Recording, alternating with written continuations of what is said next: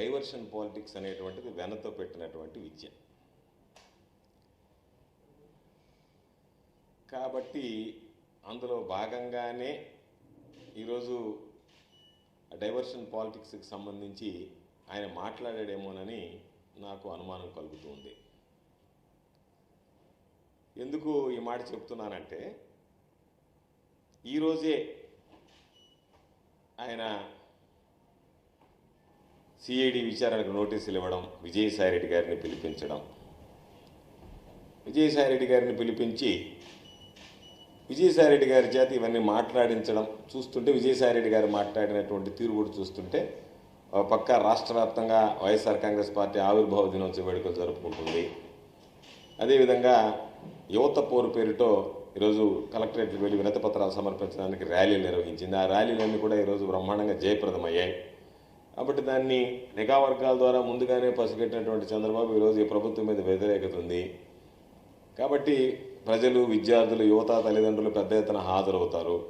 దాని నుంచి ప్రజల దృష్టి పక్కకు మరల్చడానికే ఈరోజు సిఐడి ద్వారా నోటీసులు ఇవ్వడం, దానికి సంబంధించి విజయసాయిరెడ్డి గారు నేను వ్యవసాయం చేసుకుంటాను, రాజకీయాలను వదిలేస్తానని చెప్పినటువంటి వ్యక్తి రాజకీయ వ్యాఖ్యలు చేయడం, దాంతోపాటు జగన్మోహన్ రెడ్డి గారు క్వార్టర్ని గురించి మాట్లాడి, ఇవన్నీ చూస్తే చంద్రబాబు నాయుడు డైవర్షన్ పాలిటిక్స్లో భాగంగానే సాయన్న ఆ విధంగా మాట్లాడాడేమో అని నాకు అనిపించింది.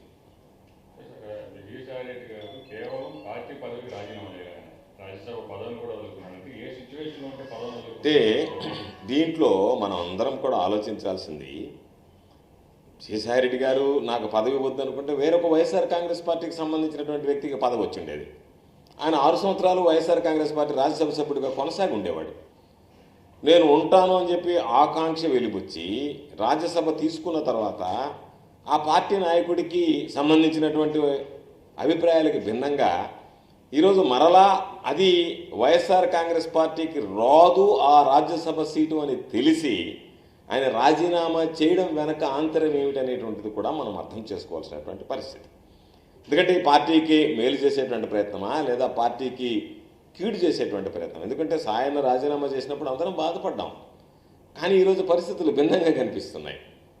సాయన్న వ్యవహారం కానీ సాయన్న మాట్లాడడం కానీ ఆయన బయటకు వచ్చినటువంటి పరిస్థితుల్లో ఈరోజు నేను స్పష్టంగా అడుగుతున్నా సాయన్ని, ఆ రోజు సాయన్న తీసుకోకపోయి ఉంటే మరొకరు రాజ్యసభకి ఎంపికై ఉండేవాళ్ళు.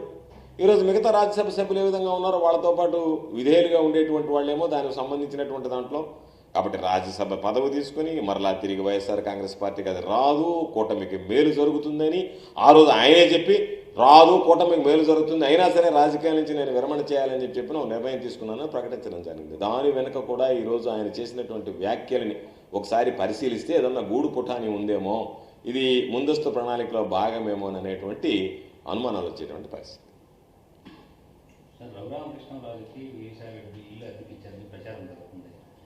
అంటే రఘురామకృష్ణరాజు గారికి మాకు మధ్య ఏమీ పొలం తగాదాలు లేవు, ఆస్తి తగాదాలు లేవు, రాజకీయపరమైనటువంటి విభేదాలు. వైఎస్ఆర్ కాంగ్రెస్ పార్టీలో గెలిచిన తర్వాత రఘురామకృష్ణరాజు ఆ పార్టీకి రాజీనామా చేయకుండా ఆ పార్టీలో ఉంటూ మా పార్టీని సంబోధిస్తూ ఏ విధంగా వ్యవహరించాడనేటువంటిది ప్రతి ఒక్కరికి తెలిసినటువంటి విషయం.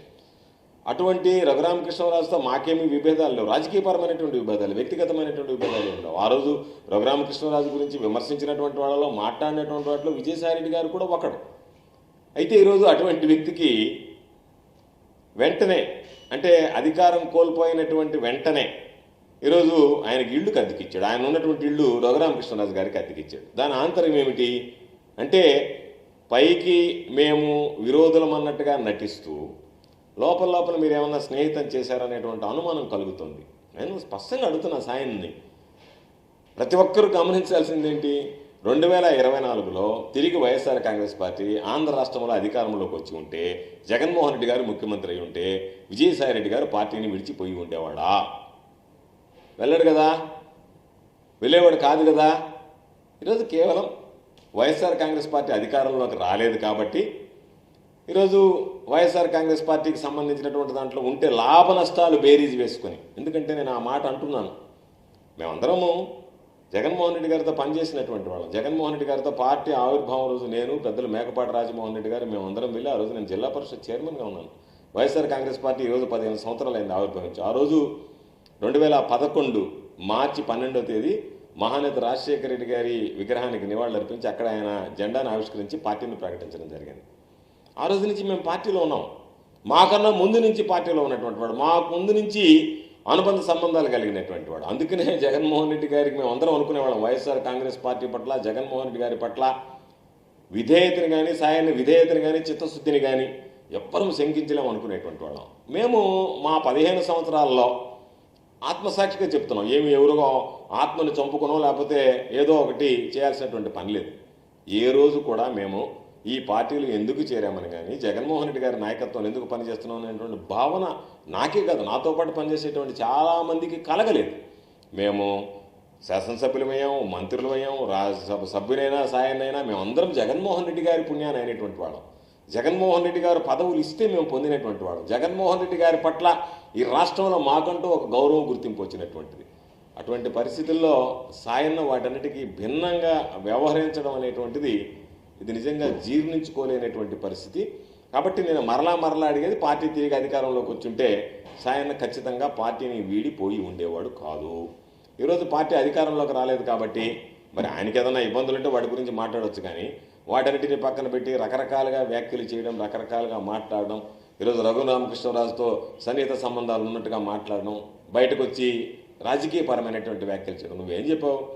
వెంకటేశ్వర స్వామి మీద ఒట్టేసి వ్యవసాయం చేసుకుంటానని చెప్పావు. ఆ వ్యవసాయం చేసుకోవాల్సినటువంటి వాడివి నువ్వు వ్యవసాయాన్ని వదిలిపెట్టి చంద్రబాబుకి సాయం చేస్తున్నట్టుగా అనిపిస్తుంది మాకు. నువ్వు వ్యవసాయాన్ని వదిలేసినట్టు కూడా నువ్వు కూటమికి, చంద్రబాబు నాయుడికి సాయం చేస్తానని కనిపిస్తుంది తప్ప వ్యవసాయాన్ని గురించి పట్టించుకునే పరిస్థితులు కనిపించడం లేదు.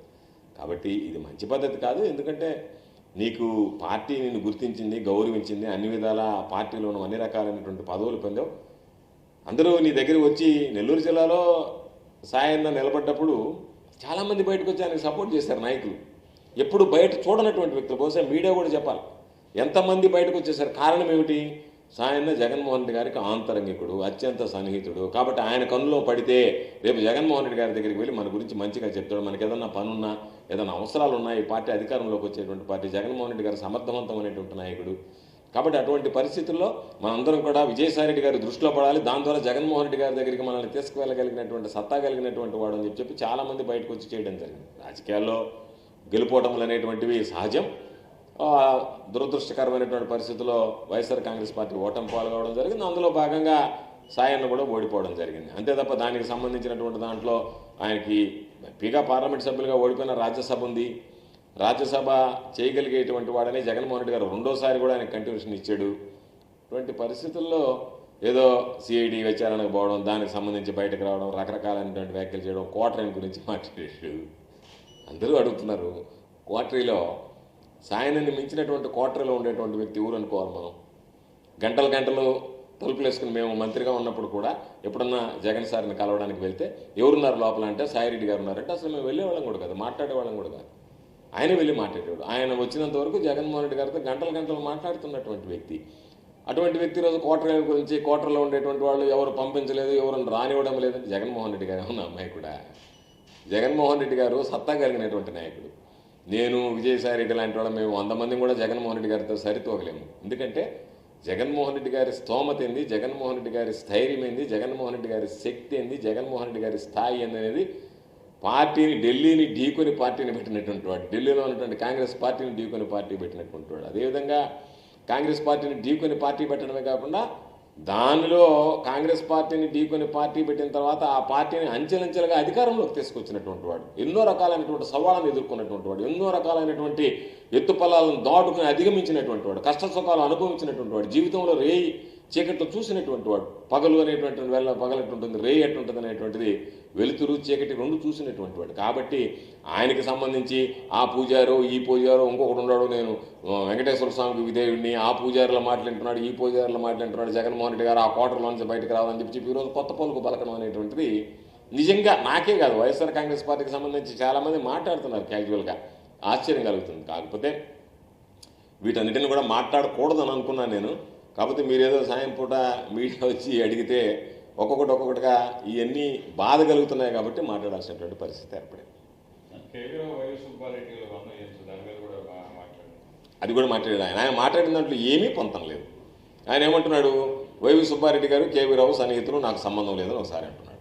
దాని ప్రకారం ఏమంటున్నాడు, ఫిర్యాదుదారుతో పాటు ఇతను ఎవరు, ఫిర్యాదుదారు కంప్లైనెంట్ ఇద్దరు కలిసి వాళ్ళిద్దరూ మంచి స్నేహితులు అంటాడు. మరి వాళ్ళ మీద ఎందుకు ఫిర్యాదు ఇచ్చాడంటే సమాధానం చెప్పలేడు.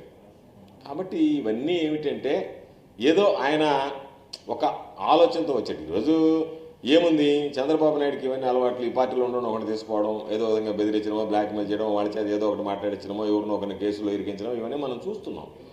రేపు ఈరోజు ఏం జరుగుతుందో రేపు అదే మరలా తిరిగి పునరావృతం అవుతాయి. రేపు కూడా మేము కూడా ఏదన్నా అవకాశం వచ్చినప్పుడు తెలుగుదేశం పార్టీలోంచి ఒకటి తీసుకొస్తే వాడు చంద్రబాబు నాయుడు మీద చెప్తాడు, లోకేష్ మీద చెప్తాడు, అందరి మీద కూడా చెప్పేటువంటి అవకాశాలు ఉంటాయి.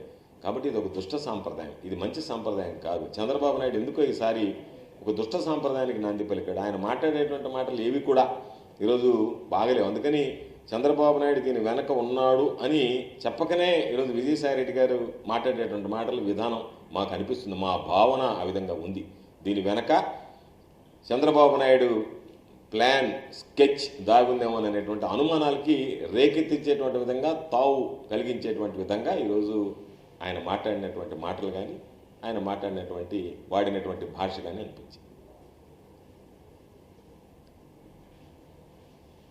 కాంగ్రెస్ పార్టీలో ఉన్న నాయకులు ఎవరు కేసులకి, అరెస్టులకి భయపడే వాళ్ళు ఎవరు లేరు కదా. మీరేమన్నా భయపడుతున్నారేమో పాపం, ఎవరన్నా అరెస్ట్ చేస్తారని. నాయకులకి ఏం భయం లేదు, నాయకులు ఏమి కూడా భయపడటం లేదు. అందరం సిద్ధంగా ఉండేటువంటి వాళ్ళం, పోరాడేటువంటి వాళ్ళం, పోరాటం ఎదుర్కొని. ఎందుకంటే ఏదన్నా తప్పు చేస్తే తప్పు చేయకుండా జాగ్రత్త పడాలి. తప్పు చేయకుండా నువ్వు చెప్పినట్టుగా ఇరికించాలని చూడాలనుకునేటప్పుడు ఏదైనా ఇరికించవచ్చు. కాబట్టి వాటికన్నిటికీ భయపడేది ఉండదు, వాటికన్నింటిని లెక్క చేసేది ఉండదు. పార్టీ రాజకీయాలు ప్రజా జీవితంలోకి వచ్చిన తర్వాతనే చంద్రబాబు నాయుడు, లోకేష్, ఇంకొక ఆయన ఉడత బెదిరింపులకు భయపడేటువంటి పిరికి వాళ్ళు ఎవ్వరు లేరు. చూద్దాం ఏం చేస్తారో, ఏ విధంగా చేస్తారో కాలమే నిర్ణయిస్తుంది దేనికైనా. కాబట్టి దేనికైనా సిద్ధంగా ఉండేవాళ్ళం, పోరాడేవాళ్ళం తప్ప వెను చూపించేటువంటి వాళ్ళం కాదు. చంద్రబాబు నాయుడు భయపెడితే ఓయమ్మ ఆయన ఏమన్నా అంటాడేమని చెప్పి ఆయన మాట్లాడకుండా ఉండడం, ఆయన చేసినటువంటి తప్పుల్ని ఈరోజు ఏదో సోషల్ మీడియాలో ఉన్న పోస్టింగ్లు పెడితే అరెస్ట్ చేసినట్టుగా మమ్మల్ని కూడా అరెస్ట్ చేయడానికి ప్రయత్నిస్తే వాటన్నిటికీ ఏమీ లెక్క చేసేది ఉండదు, భయపడేది ఉండదు.